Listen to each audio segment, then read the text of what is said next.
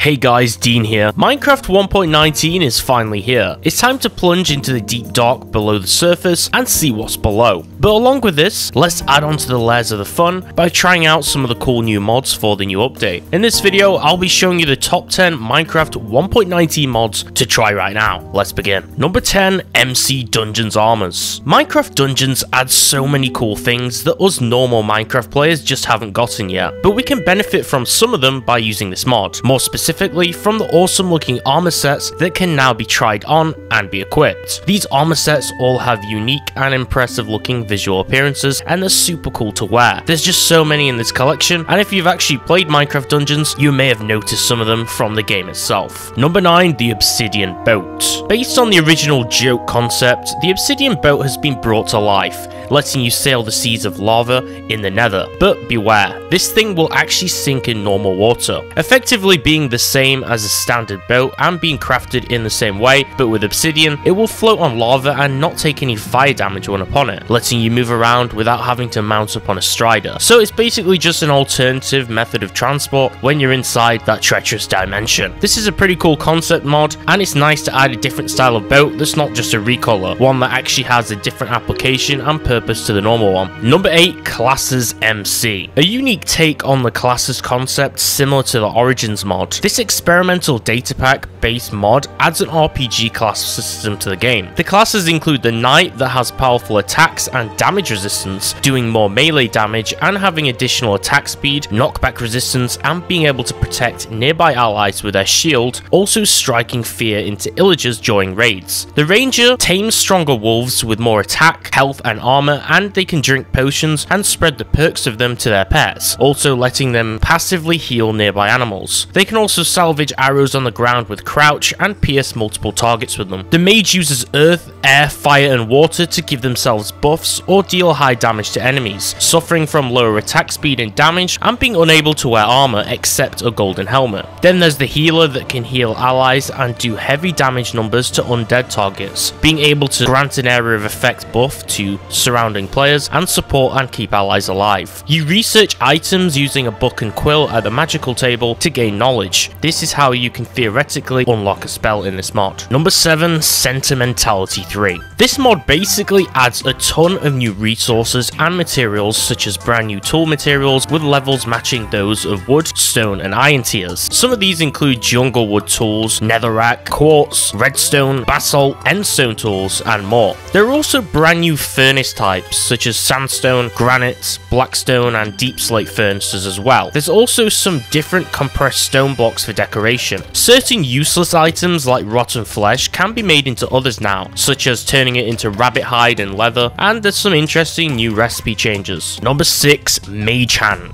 Item automation in a whole new light. This mod adds copper, iron, gold, diamond, and amethyst mage hands. These hands work in a different way to one another. For an example, copper seeks items upon the ground and then takes it to a nearby inventory, and it can benefit from additional item placement in its range using a hopper. Iron looks to attack hostiles nearby using a sword. Gold harvests full-grown crops and replants them from the nearby chests and uses copper. Diamond points to nearby ore within a range of 16 blocks, and you can shift right-click it to change its targeted ore type. And amethyst works in a similar way to copper, but with an advanced item selection filter. The nether spawning hostile hand is immune to lava and fire, and it drops useful Mage Hand essence items when it's defeated. Number 5, Loot Goblins. With a 1 out of 10,000 chance to appear in the place of any other mob in the game, these spectacular looking mischievous creatures will cause a big surprise. When you kill these guys, they'll actually explode, which may first come as a shock to you, but you'll be happy to see that the huge pile of loot on the floor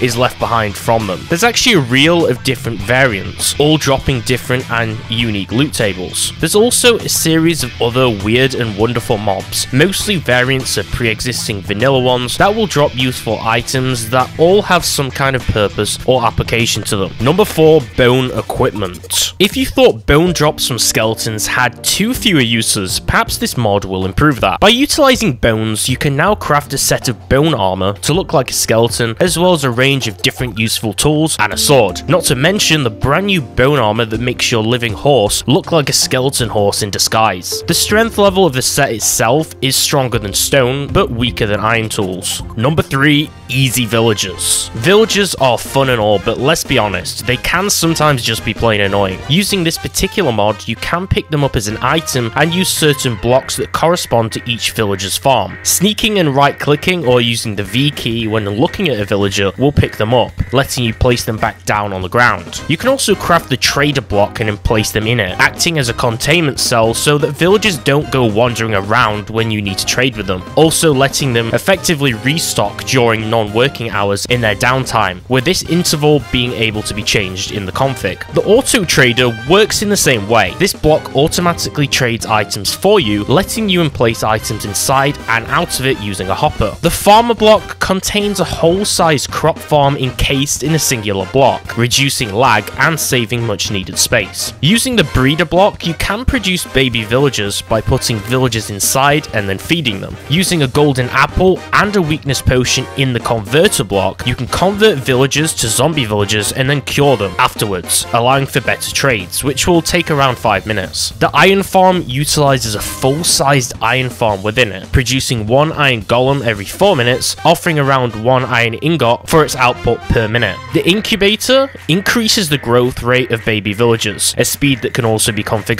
On a villager's trade window dialog, there's a cycle trades button to automatically cycle trades without breaking their workstation blocks. The C key also does exactly the same thing, and this is a pretty useful little feature. Number 2, MC Dungeons Artifacts. Here we have another Minecraft Dungeons mod. In Minecraft Dungeons, you have access to a whole host of special items, specifically artifacts. The purpose of this mod is to add some of these artifacts from the Dungeons game into the normal Minecraft game, aiming to eventually add all of the artifacts available. Currently, there's around 25 or more new artifacts added through the mod, including things like the explosive blast fungus and the protective totem of shielding item. These items have been separated into 2 categories, being both villager and illager artifacts that can be found in the majority of the in-game structures, be it villagers, pillager outposts, down in the dungeons, or even in mansions in dark forests. Number 1, Fish of Thieves. Based on the immensely popular seafaring game Sea of Thieves, this pirate-fueled Minecraft mod adds a whole bunch of fish types from that game, each with unique behavior sets and feature integrations to fit the gameplay. These fish have unique modeled appearances with the same Minecraft-like pixel style, and it's a nice mod for anyone who wants to beautify their world's oceans by inhabiting them with different species of fish. And that's going to conclude the top 10 1.19 Minecraft mods. Make sure to leave a comment down below in the comment section telling me which of these Minecraft mods that you like the most and why that is, and also drop any mod suggestions which I didn't feature for the brand new update. Tell me your favorite mods for 1.19 below and why, and maybe I'll feature them in the next video. Also, make sure to give the video a like and subscribe before we hit 100k subscribers. Thanks for watching. See you next time.